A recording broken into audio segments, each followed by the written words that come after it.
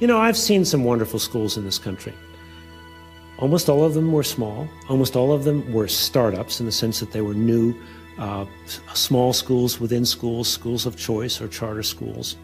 And almost all of them were based on trust. So there's no question in my mind that a trust-based system, trust with professionalism, can get absolutely better results. The question is, can we do trust at scale? I think it's a necessary experiment. We have to find out, because the compliance system at scale is simply a spiral downhill.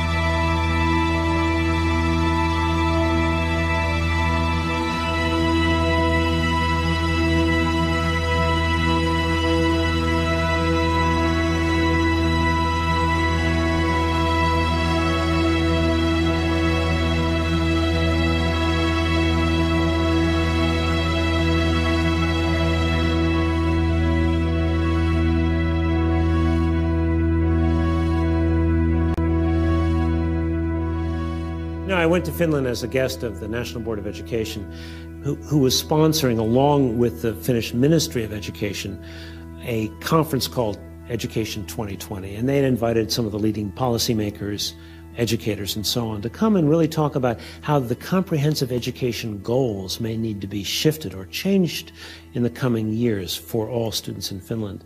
So the question we might ask ourselves is, how do we talk about education in a way that's not punitive, and in a way that's future-oriented, and in a way that grounds the conversation in the experiences and in the needs of young people themselves, as well as in our economy and in our democracy? So tell me about this 2020 conference. You're here today to talk about education in 2020. You're already the best in the world. What are you worrying about? Why are you thinking about 2020? Although PISA tables say that we are topping many of the PISA studies, our national evaluations show that we have areas where we need to go further. For example, writing skills, communication skills. But to be more profound, it is about education itself. What are the outcomes of education? And there we have to bear in mind that we have been too strictly academic so far. So it's not enough to memorize things. We should actually learn how we use the knowledge. It's not distinction between 21st century skills or academic skills. We need both. And we don't want to abandon the good situation we have in academic skill area. No, that's definitely true. It's much more important to learn to think than to learn to repeat some basic subject matter things. Family values are important, education is important, reading is important. It's important to understand reasons behind things. Concentrate, read, dream, talk, understand, reason. Find solutions yourself. Finnish education is still too subject-oriented. We should actually highlight thinking skills, collaborational skills, that kind of skills which are more higher order. As we think about what has to happen in this country, it's not just changing what's taught and how things are taught, but really reshaping the teaching profession. And it's not about money. It's about teachers thinking of themselves as knowledge workers, teachers understanding that they have to be innovators in the classroom every single day as they think about bringing all students to high levels of attainment.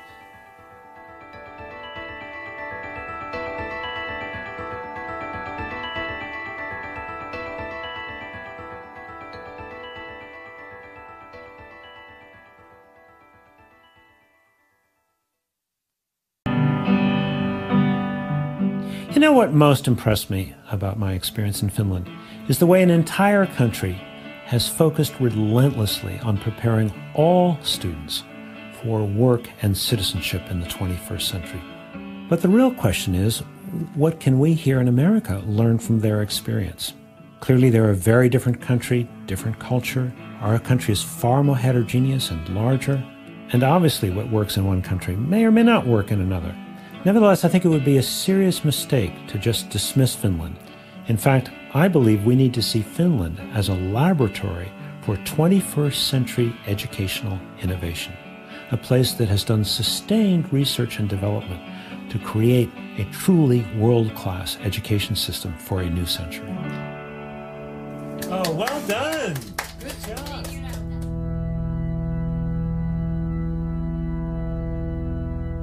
One of the most important lessons from Finland is that the business of school is learning, period. It's not sports, nor is it even extracurriculars. Nothing interrupts the learning process in classrooms. It is sacrosanct. A second valuable lesson is the way in which they have totally transformed the education profession over the last quarter century. Very high standards for admission into schools of education, so only the very top students become teachers. All teachers must earn a master's degree, which brings far more academic rigor into the classroom. And the kind of training these student teachers receive, where they observe master teachers and have their own teaching practices critically evaluated, really prepares them to enter into the classroom ready to engage all students. Yet a third lesson from Finland is the idea of less being more. Very few national curriculum guidelines which can be adapted locally. Class time is longer, and there are fewer classes in the day, which allows students far more time to do projects and to go into greater depth in their academic studies. Then there are the ways in which Finland has focused on how best to motivate students. The students have many more choices for the projects they pursue in their classes, and the arts are far more well integrated into every class. But perhaps most important, by developing a very comprehensive vocational education system at the high school level, which prepares students for jobs immediately out of high school. I have to wonder that if we gave every student the choice of a high-caliber vocational education system in every high school in America, might we not be able to significantly reduce our epidemic dropout rate? But what I found most surprising of all is the way in which the Finnish education system is built upon trust. The ministry trusts the municipalities to adapt and adopt the national curriculum as needed. The municipalities trust the teachers and the schools to do what's right. The teachers even trust the students to use their time wisely and to use the internet and other technologies responsibly.